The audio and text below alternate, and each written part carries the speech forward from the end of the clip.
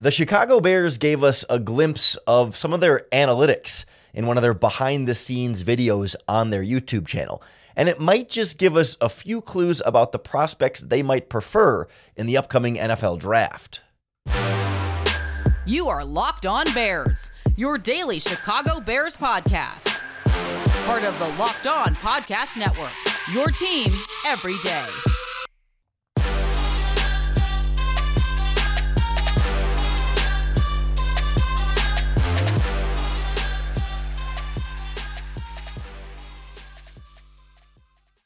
This is Locked On Bears, and I'm your host, Lorin Cox.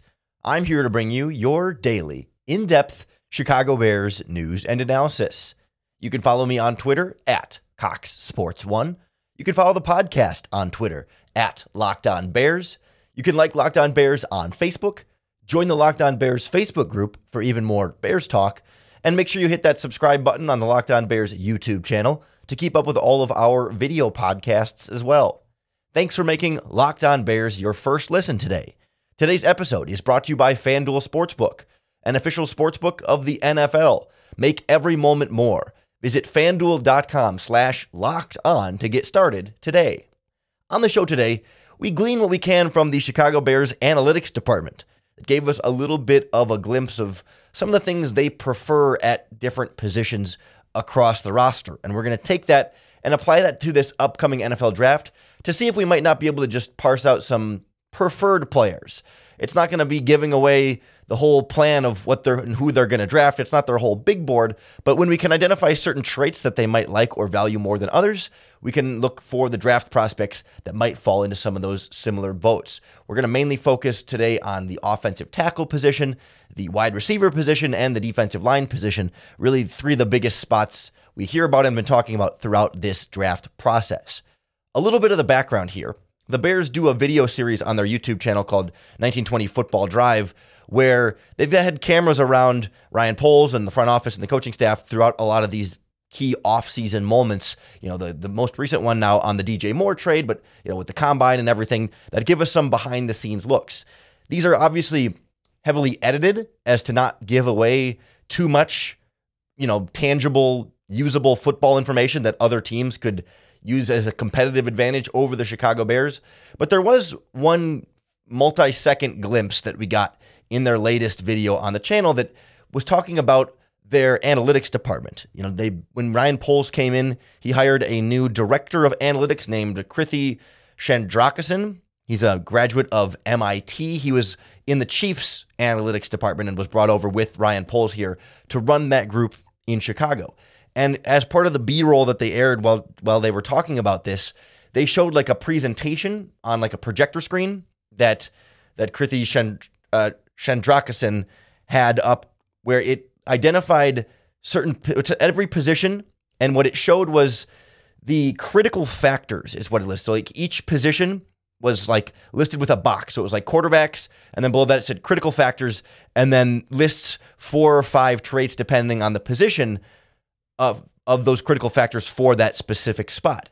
And so it only shows it for a quick second and a half or two in the video, but sleuths on social media have been able to, and it's not that hard to pause and screenshot it. I mean, I did the same thing here. Those watching on the Locked On Bears YouTube channel can see the clip, or at least a visual of what the video looked like. It's a very simple, just like pretty much Excel spreadsheet, right? Of like position, critical factors, list of factors. But we can take those and apply them to what we're looking at in this year's NFL draft. And I wanted to start with offensive tackle, since that's the position we've been talking about the most in the first round. It's a blurry enough picture that it's hard to like throw the visual here on the video, but I can just read the list for you. For offensive tackles, it lists 3 critical traits, critical factors. The first one says pass pro ability. The second one says length, and the third one says foot quickness. Now, I think it's important to keep in mind that I'm not treating this as, a prospect has to have all 3 of these in order for the Bears to draft them. And if a prospect doesn't have these things, the Bears will not be interested. I don't think that is the case, but I think it can tell us, okay, maybe they would slightly prefer prospects that excel in these areas, might value players and prospects that have these critical factors, but I don't think it's an end-all, be-all line in the sand over certain prospects. So pass pro ability, length, and foot quickness. Right away, the middle one, length, makes me think Peter Skoronski from Northwestern notably does not have length at the offensive tackle position. He does, however, have great foot quickness and perhaps the best pass pro ability in this draft. So because he's missing one of the critical factors, does that mean the Bears for sure won't take him? I don't think so. I don't think that eliminates him from contention, but it might mean that other prospects that might have more of those traits or a better combination of those traits or all three of those traits in this case might be someone they might slightly prefer if they're on the board. That's kind of the way I'm approaching it. Like Paris Johnson from Ohio State is kind of the opposite. He has 36-inch arms, some of the longest arms in the draft. He checks the length box 100%. As far as foot quickness goes, he does have pretty quick feet out of his stance, but he gets almost happy feet, and they kind of go all over the place. So he has foot quickness, but like his footwork can still be improved, and that's where these are also like incomplete evaluations, right? These three factors are not the end-all be-all of whether these players will be any good. So like as far as pass pro ability, like Paris Johnson was solid in pass protection, but the feet were off sometimes, and the hands were off a bit too. So like he doesn't have as good of a pass pro ability as Peter Skoronski, but has the length. So, how do you start to weigh those two? Or Broderick Jones. I think he's got great feet, and that's one of his strengths. And I think that's part of where you see him have his success in pass protection. But he's still kind of iffy when it comes to the hand usage and the upper body technique more than anything else. And he's got real average length on the lower side of the spectrum, but not below, like not too low below a certain threshold, but just, average to below average length there. So he's not a perfect amalgamation either. Like none of the tackles at the top of this draft really check all three boxes fully. So it's not to say that, the analytics prove they're going to take this guy. Well, we'll throw Darnell Wright in there quickly from Tennessee. Another guy, little shorter arms even than Broderick Jones. Not as short as Skoronski, but on the shorter side, like a little over 33 inches there. I think Darnell Wright's got average feet in terms of, especially compared to Paris Johnson and Broderick Jones, but really strong hands in pass protection and, really great power in that regard, but can waist bend a little bit here and there too. So each guy kind of fits different aspects of these critical factors. And it'll be interesting to see, is length so critical of a factor that they don't see Peter Skoronski then as a tackle and that they only see him as a guard? And is length so critical of a factor that they really like Paris Johnson the most? Or do they value the foot quickness more for somebody like Broderick Jones? It kind of depends on which flavor is going to be most important to them. We can apply things similarly at every other position on this roster with the critical factors that we got to see in the video. So we'll turn our attention to the wide receiver position and why I think Jackson Smith-Njigba fits it pretty perfectly, and some of the other popular names as far as like first and second round receivers don't quite fit the Bears' critical factors as well. Next on Locked On Bears. The Locked On Bears podcast is brought to you by the world's best tasting protein bars, Built Bars. If you're ever looking for a delicious snack, but you don't want like a bunch of sugar or a bunch of calories, then you need to try a Built Bar because they taste like candy bars. They're covered in 100% real chocolate. They're soft. They're easy to chew, and they come in a bunch of great flavors: churro, peanut butter brownie, cookies and cream, chocolate caramel, etc. But every flavor of Built Bar is low calories, low sugar, high protein, high fiber. So you get 130 calories and only 4 grams of sugar with a whopping 17 grams of protein in a bar that tastes like a candy bar. You can always get them whenever you want at Built.com, but you can also now get them at your local Walmart or Sam's Club. Walmart's pharmacy section has 4 bar boxes of their cookies and cream bars, their double chocolate bars, or their coconut puffs. Or if you're close to a Sam's Club, you can run in and grab a 13-bar box with two of my favorite flavors, brownie batter puff and churro puffs. Those are so good. They're super addicting. You got to try them for yourself. Trust me, you'll thank me later. These Bears critical factors are really interesting to me at the wide receiver position in particular because right, when we start to think of what we might deem our own critical factors at certain positions, some things might immediately jump to mind. Like with offensive tackle, those 3 things: pass pro ability, length, and foot quickness. There was nothing in there specifically about run blocking, right? There was nothing specifically in there about like strength and power. It's pass protection, length, and foot quickness. So you apply that to wide receiver, right? You might think like a certain amount of like speed, might be one of these factors, but it's not. And when you look at the critical factors that the Bears listed in their video for wide receivers, it was three things. Number one, I guess it's not listed as 1, 2, 3, but it's the top on the list, which we might assume is higher priority, but I guess we don't know. But wide receiver critical factors: release, route running / separation. That's one category, route running / separation. And then the third one was hands / ball skills. So, I mean, there's technically 5 things there, but they were listed as 3 specific categories on the Bears critical factors board: release, route running separation, hands, ball skills. And so to me right away, when I think of those skill sets, that describes Jackson Smith-Njigba pretty darn well. The Ohio State wide receiver. We talked about him earlier in the week on the podcast, why I think he's the only wide receiver that I think is worth the Bears drafting before day 3 of the draft. Either draft him or wait and use a late round pick, but no one else in between. I do think when we apply those critical factors to other receivers, a couple of other guys stand out that fit that mold that might be more interesting for the Chicago Bears. We'll get to them in a minute. But Jackson Smith-Njigba, great release off the line of scrimmage, albeit largely from the slot where you're not getting pressed really as much. One of the best route runners and separators in this draft class, if not the best route runner and separator in this draft class, and has good hands.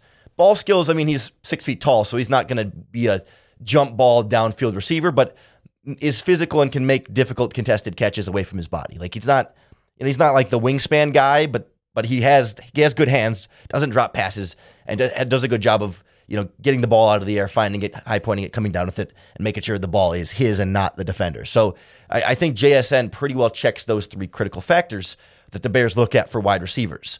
Some of the other first round range guys don't quite as well. It's kind of like the offensive tackles, right? They check 1 or 2 of the 3, but not really all 3. Like Jordan Addison from USC is one that some people have above Jackson Smith-Njigba. And there's a lot of variety of opinions on the wide receiver class here, but he's also a fairly similar skill set, just a little bit smaller. I think Jordan Addison does have a great release off the line of scrimmage. I think Jordan Addison is also a very good route runner who separates really well. A guy who can get open and get open early with a great release off the line of scrimmage. He's also a guy who had a ton of drops his first couple of seasons, seemed to improve them quite a bit this past year, but there's still, I think, some ball skill questions there. Is that totally solved? Is that not? This is not to try and say like that's like his big weakness necessarily. And he's also even more undersized and have some strength durability concerns that aren't as big of a concern for JSN comparatively. But regardless, definitely checks the first 2 question mark, but probably checks the third one, but maybe not quite as well as JSN. So, Addison has a little bit of a question mark there.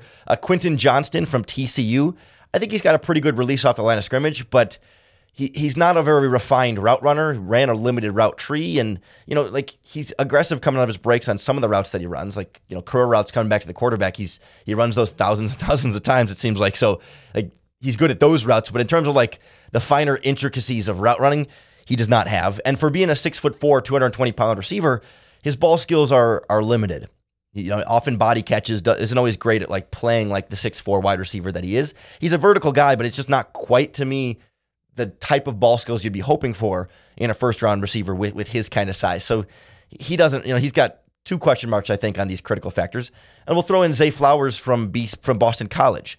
Another guy, I think, really good release off the line of scrimmage, pretty darn solid route runner and separator for sure. But some of the shortest arms among wide receivers in this class, I think they're like 29 inches long. And so he does a lot of body catching and can't get balls away from his body that well. And I don't know that the ball skills are phenomenal that way. He needs the ball to come into him a little bit more and can't just snatch it out of the air quite as well. So he doesn't quite have exactly what the Bears are looking for there. I did want to identify a few guys that are maybe not first round players, but in this next tier, slightly lower range of receivers that I think would fit these critical factors a little bit better for the Bears. That 2 guys in particular that I think we should keep an eye on that could fit the mold that maybe the Bears might be more interested in than some of these other guys that don't quite have these critical factors just based alone on these critical factors. One, Josh Downs from North Carolina. I think he's got, for being a smaller guy, he's got good hands and can make some tough contested catches like through contact. That I think he's got good ball skills as a result. Really good route runner and can separate pretty well, and a decent enough release off the line of scrimmage. Some question about, okay, in the NFL against more physical cornerbacks, how well will he release? But I don't know, those kind of question marks I think are true for pretty much every college wide receiver. There aren't too many guys that come out and you're like, yeah, this guy can release against anybody. One exception to that rule in this draft. Rashee Rice from SMU, probably the best release from the line of scrimmage of anybody in this draft class. He is phenomenal. We saw it up close and personal at the Senior Bowl. He smokes guys off the line of scrimmage, not necessarily just because he's fast, because there are other faster receivers, but as far as like setting guys up, misdirection, and blowing by them with the speed as a result, elite releases. Rashee Rice has also run some great routes. He sometimes will round off routes when he's just trying to create some quick last-minute separation, and like he's shown he's fully capable of being a great route runner. We just don't always see it all the time, which is kind of the red flag for him across the board.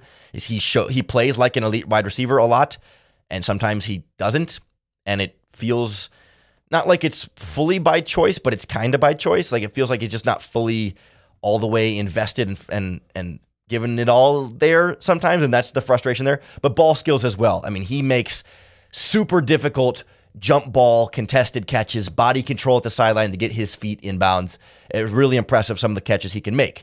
He checks all three of those boxes. He also drops passes sometimes that are just like concentration drops. So it's like he could do all the difficult things really well and sometimes makes the difficult things, or makes the easy things look difficult. And it's a little bit head-scratching there, but we saw Luke Getsy coached him at the Senior Bowl and got some really good one-on-one time with him a few different times during those practices. So there's certainly a connection there. The Bears have done their homework, at the very least, on Rashee Rice.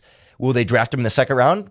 I still think probably not, but if there's one guy that really fits that mold for these three critical factors for the Bears, it's probably going to be him. One guy who really doesn't, I'll just throw in there quick, Marvin Mims from Oklahoma. I mean, he gets jammed and pressed and can't release very well at the line of scrimmage. Not a great route runner, drops passes, struggles with some of the contested ones, but like he's fast. So like that to me strikes me as a guy that if the Bears really value these factors, I wouldn't count on Marvin Mims from Oklahoma likely to be one of their draft picks there. So right, we're starting to get a little bit of a sense of the types of players they're looking for based on these critical factors, the types of archetypes, the traits that they might identify. And it's interesting when we start applying this to the edge rusher position, where a couple of guys may be in consideration for the first round, a couple of guys that you're hoping might be able to fall into the second round, or maybe you trade down from the first round. So we'll get a sense of where I think there's a lot of guys that fit one of the main traits the Bears like, but not a lot of guys that fit all the traits that the Bears like. Next on Locked On Bears. Well, offensive tackle and wide receiver had, a fairly limited scope of critical factors that the Bears analytics department identified, again, coming from their Behind the Blockbuster Trade YouTube video for 1920 Football Drive that showed each position's key critical factors that their analytics department has come up with. The defensive end position in particular listed five critical factors, and there are a number of slashes in this that really list out, let's see, 1, 2, 3, 4, 5, 6, 7, 8, 9, 10. There's really 10 things put into 5 categories. So the critical factors the Bears identified specifically for the defensive end position. Worth noting, they separated defensive tackle and nose tackle having different critical factors, and then defensive end separate from that. For defensive end, critical factors. First, top on the list was explosion / initial quickness. Then we had pass rush ability. Then we had pursuit / motor / violence, which is a great term. Then you had hands / punch / shed. And then the fifth one tacked on at the bottom was just durability. And I would imagine like durability is important at every position, but it's interesting that from what I could tell, this was the only position, I think, that listed durability specifically as one of these critical factors. And I think that's worth noting, because of course you want durability at quarterback, you want durability at running back and the offensive line, but they seem to think at defensive end in particular, durability is a bigger factor than at other positions. It wasn't like they ran out of space for the other positions. I mean, visually, first of all, they're all spread out over a page, but secondly, offensive tackle and wide receiver had 3 rows. You could have easily added durability as a 4th row, or as it is on defensive end, a 5th row. So that's something to just keep in the back of the mind, that durability might matter more to them at this position than many others, to keep in mind for the future. But, as we go through explosiveness and initial quickness, pass rush ability, pursuit, motor, violence, hand, punch, and shed, I think Will Anderson from Alabama pretty well fits that. I mean, you can make an argument about the hands, punch, and shed there, but perhaps one of the most explosive guys in this draft, Pretty consistent pass rusher, especially 2 years ago. Really great pursuit and motor. I mean, he's a speed guy off the edge through and through. Tyree Wilson from Texas Tech, the other top edge rusher in this class. Also, certainly not as explosive as a lot of these other guys, but has good initial quickness, right? I think he checks the box, but it's not like getting a check plus. It's just a check there. But really consistent, strong pass rusher there. We know he's got a motor. We know he's violent. Really strong hands, a good punch, a good length to go with that. Although worth noting that we sort of associate Matt Eberflus with wanting long-armed defensive ends, and that was not, at least in the analytics side here, one of the critical factors they identified. Doesn't mean Eberflus doesn't still prefer long-armed DEs, but another thing to just sort of keep in the back of your head that maybe long arms aren't as important organizationally as we might want to assume. But then we get past, Anderson and Tyree Wilson, yeah, they're kind of the clear consensus top two guys for a reason, and everyone else is at least a half step below them. So Lucas Van Ness from Iowa, a popular pick, I think, among Chicago Bears fans. He's got the explosiveness and quickness out of his stance really well for a guy who's 275 pounds. I think he's a high motor, high violent type of edge rusher for sure.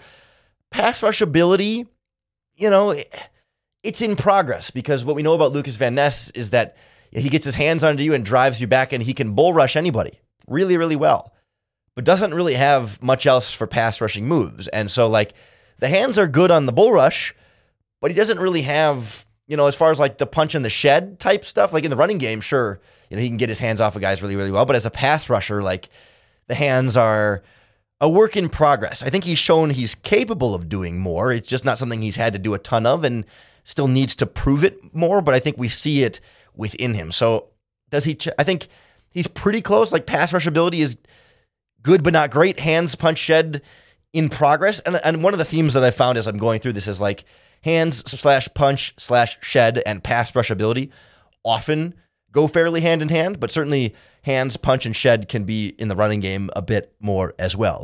Comparatively, Nolan Smith from Georgia, a prospect we haven't talked a lot about on the podcast because he's 239 pounds, and I don't know if the Bears want a 239-pound defensive end in this scheme. He'd be a great 3-4 outside linebacker, and to his credit, played really well against the run in college and is a pretty good pass rusher. It's not saying he's not good, but he is small.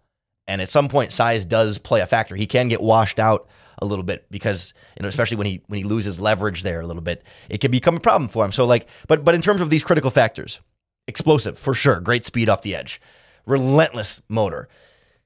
Hands are, okay. He shows some stuff there, but it's not refined yet. And as a result, some inconsistency in terms of the pass rush there. Again, speed, explosiveness, turning the corner, sure, but all around pass rushing ability, it's okay. It's getting there. He's good. He's good, but it's not check plus, he's there on the critical factors, but he's not all the way there. But I'm surprised size and length are not any part of these critical factors, and I think that's an advantage for Nolan Smith in terms of how the analytics for the Bears might look at him. How about Myles Murphy from Clemson? Another guy, great get off and burst. Pretty much all these prospects we talked about have been guys that can get off of the line of scrimmage once the ball is snapped really, really quickly. He's got great pursuit effort, and I think he's got a strong punch.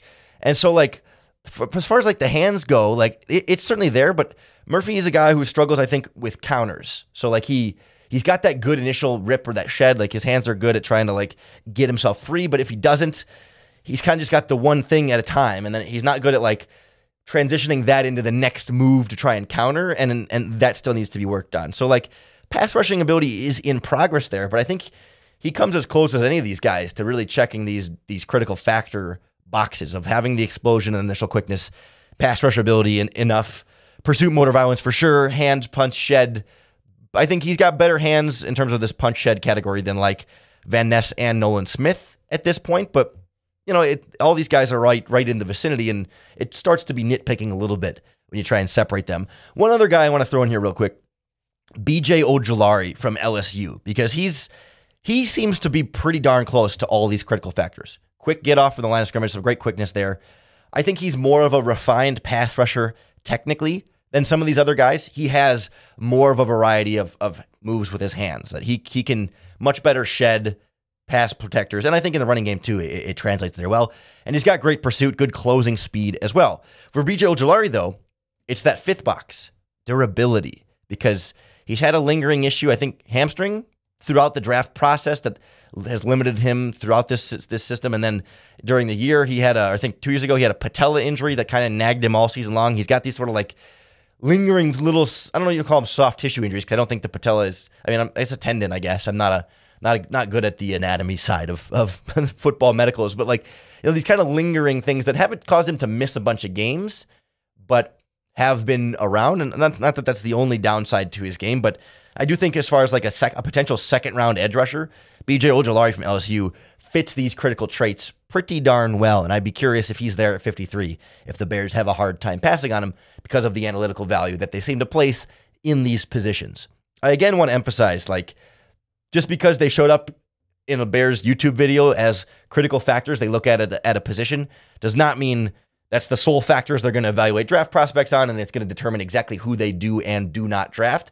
But I think it's an interesting exercise to look at those critical factors and apply it to these draft prospects, and then we'll see, based on who they draft and who they don't, whether or not some of those things might apply. We could do the same thing with players they drafted in previous years. Like at cornerback, number one trait listed, ball skills.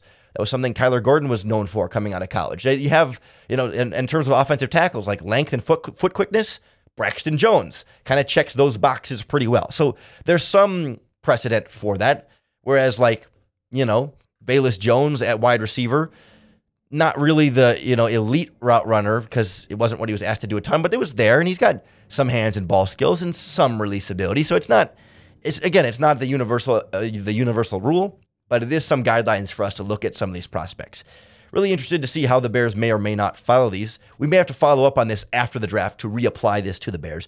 So make sure you don't miss that when we do get around to it. Make sure you hit the subscribe button wherever you listen to the podcast or on the Locked On Bears YouTube channel to keep up with all of our daily, in-depth Chicago Bears news and analysis. Thanks for making the Locked On Bears podcast your first listen today. If you're looking for your second listen, the Locked On Podcast Network is your team every day, and that includes all of your MLB, NFL, NBA, and NHL teams. Locked On Blackhawks, Locked On Bulls, Locked On Cubs, Locked On White Sox. And if you're not a Chicago sports fan of these other teams, we've got a podcast for you. So go find another Locked On podcast for your second listen today. Come on back tomorrow to make Locked On Bears your first listen once again. And of course, you have to come back for your next opportunity to bear down.